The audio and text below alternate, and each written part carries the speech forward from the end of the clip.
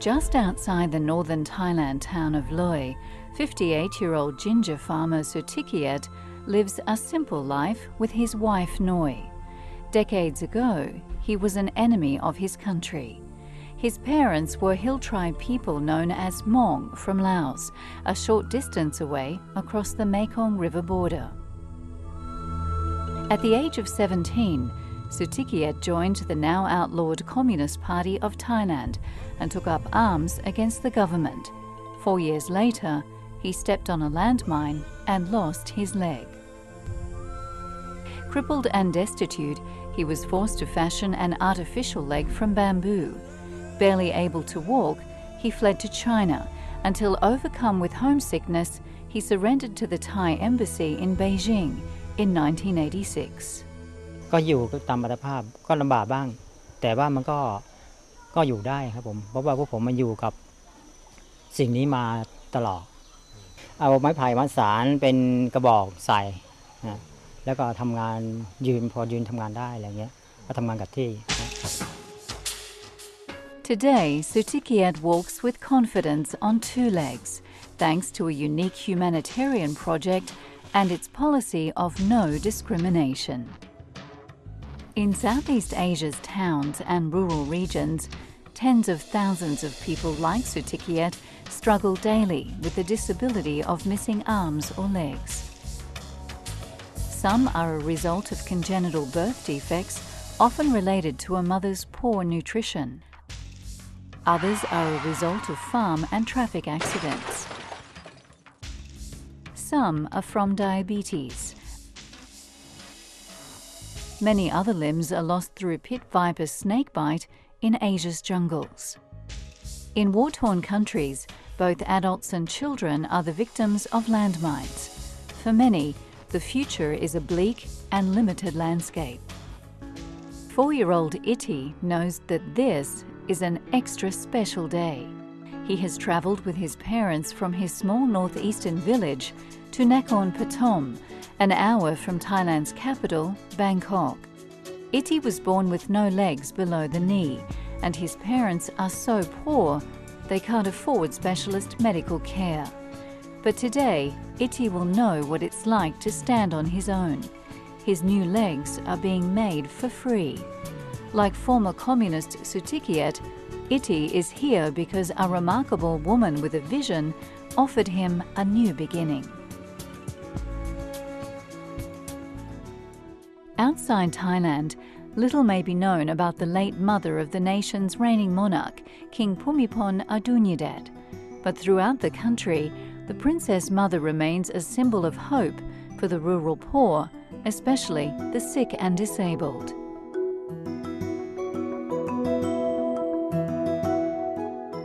The princess mother was born a commoner in Thailand in 1900 and was given the name of Sangwan. While studying at Simmons College in Boston in the United States, she met Thailand's Prince Mahidol. Their fairy tale romance resulted in a wedding in Bangkok in September 1921. Their first child was a daughter, Princess Galayani Watana. Mom Sangwan would also become the mother of 2 kings, Prince Ananta Mahidol, who reigned from 1935 to 1946, then Prince Bhumibol Adulyadej, who still reigns in Thailand today and is the world's longest-serving monarch. Prince Mahidol passed away in 1929 at the age of 37, leaving Mom Sangwan with 3 young children to raise alone. Once her children were grown, the princess mother turned her attention to helping others. She was known throughout the land as Mei Fa Luang, the Heavenly Royal Mother. In 1969, the Princess Mother put her concerns into action and commenced Thailand's long-standing Volunteer Doctors Foundation, known across the nation as Po O So Wo.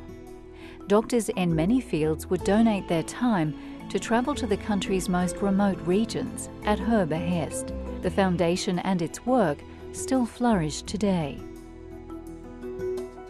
Against this backdrop, 40 years ago, a young doctor was dismayed at the plight of Thailand's amputees and disabled. Dr. Terchai Chivakate was a graduate of Chulalongkorn Hospital's Faculty of Medicine, who also studied rehabilitation medicine at Northwestern University in Chicago, United States. Today, he's a respected orthopedist based in the northern Thai city of Chiang Mai. Yes, by that time I was an orthopedic resident. I did a lot of amputation or cutting the leg of the patients for medical reasons. And when I cut the leg off, they have no leg at all, and they could not afford to buy one. So I start to be interested in making an artificial legs. Yes. The high cost of modern prosthetic limbs usually puts them out of reach of the poor. Most prosthetics are not designed for a rice farmer's work in soggy fields or for a hill tribe woman's home in the mountains. The poor manage the best they can with crutches or homemade limbs, and some children, like Iti, never learn to walk. Dr. Terchai decided to look for a solution. He and a group of technicians began to experiment with recycled and reshaped aluminium and discarded plastic yogurt bottles. The results were remarkable. The new limbs cost as little as $25 each, a fraction of the cost of imported limbs. But help was needed to reach the rural poor. That assistance came from the Princess Mother, who donated her own private funds to seed the project. Her daughter, Her Royal Highness Princess Kalyani, did the same. Then, in 1992, the Princess Mother lent her patronage to officially create the Prostheses Foundation, headquartered in Chiang Mai. Her command was that the limbs be given free of charge without discrimination. One of the project's earliest and most sought-after devices was a farmer's foot for working in wet, slippery fields. The entire Thai nation mourned when the 94-year-old Princess Mother passed away on July 18, 1995, but she had left behind a remarkable legacy to the medical welfare of her people. The honorary presidency of the foundation then passed to her daughter, Princess Kalyani Watana, the natural successor to her mother's duties. Under her leadership, the Prostheses Foundation began to extend its reach. It was clear that amputees from Thailand's remote borderlands were among those least likely to have access to proper functional prosthetic limbs. To change this, the project initiated field clinics in which teams of doctors, technicians, staff members and volunteers bring prosthetic workshops directly to the people. The foundation doctors invented their own low-cost equipment, including infrared ovens to bake and soften the plastic. Most of the specially trained technicians are themselves amputees.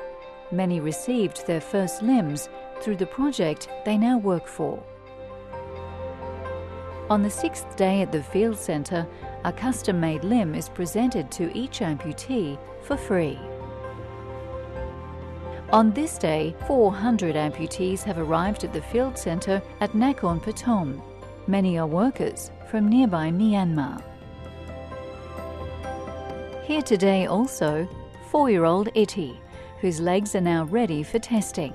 The moulds have been shaped and the limbs are tailored to fit his tiny form. Now he can see the world from a whole new perspective. At home in his village, Iti quickly masters his strange new legs and takes his first tiny steps.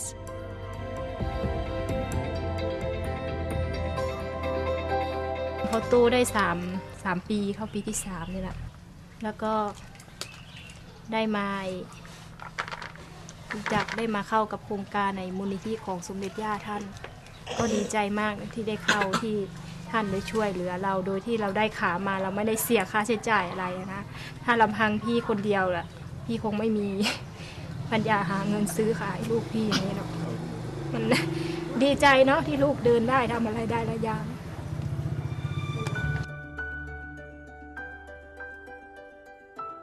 The support and directives of Princess Galliani resulted in the Prostheses Foundation attracting enormous international interest.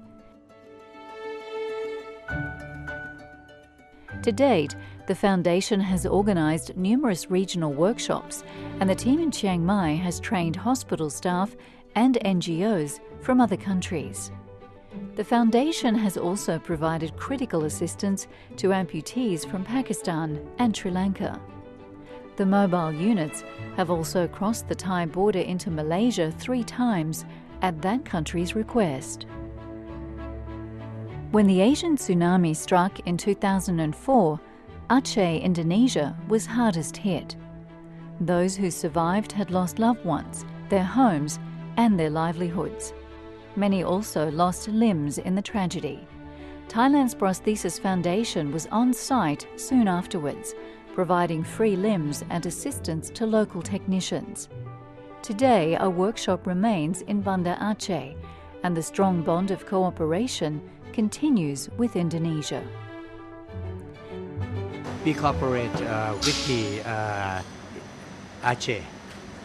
We set up a small prosthetic workshop or artificial leg workshop in Banda Aceh 2 years ago, and we supply them with the machines, the equipments, and the prosthetic parts. We train them. We train the technician from Aceh to use a technique that we invented, because the technique we use is very easy.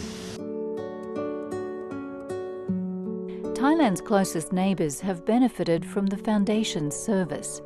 Amputees from Myanmar, Laos and Cambodia have been among the many recipients. In high-need border areas, the project has also set up permanent satellite workshops capable of making artificial limbs on the spot.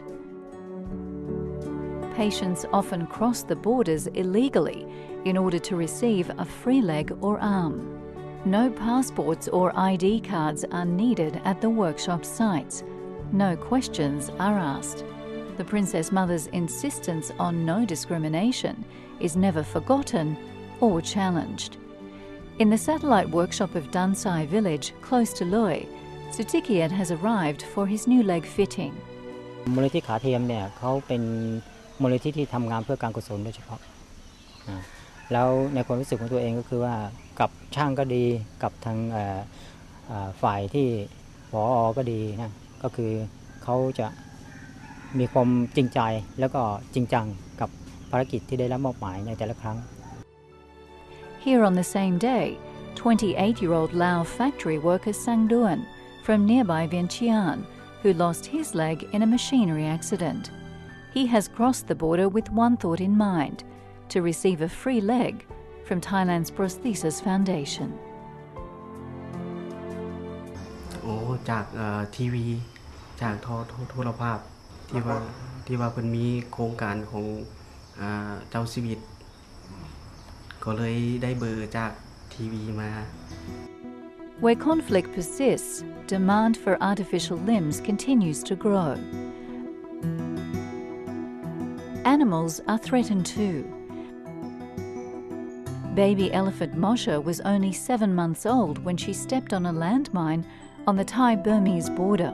The explosion severely injured her right front leg, which was later amputated.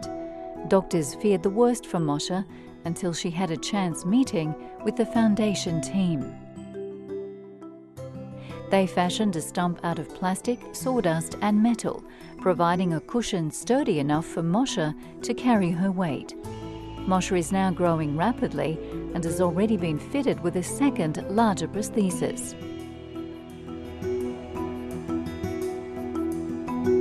Other animals like this horse have also been fitted with an artificial limb.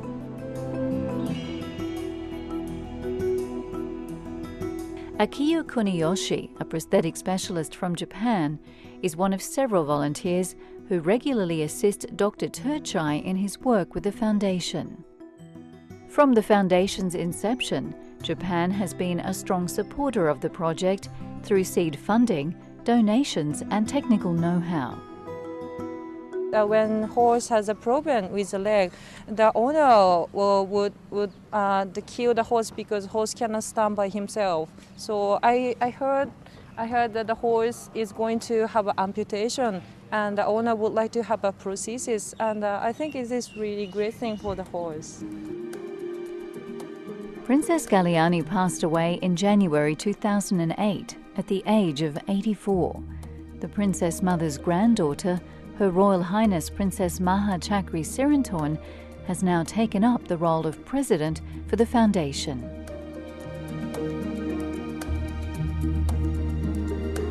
Free but well-made prosthetic limbs not only restore amputees to productive lives, they also restore hope, confidence and self-esteem.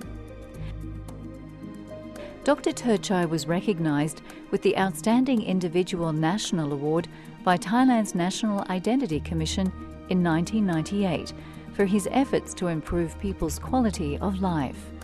In 2008, he received Asia's equivalent of the Nobel Prize, the renowned Raymond Magsaysay Award for public service. Still actively working for the foundation at the age of 69 and surprisingly humble, Dr. Turchai believes the visionary approach of the late Princess Mother and her daughter Princess Galliani have changed lives throughout the world and have been the inspiration for his life's endeavour. A little boy can walk with his mother for the first time, and an aging exile can proudly come home to a normal life. Where there is hope, there is a whole world of possibilities.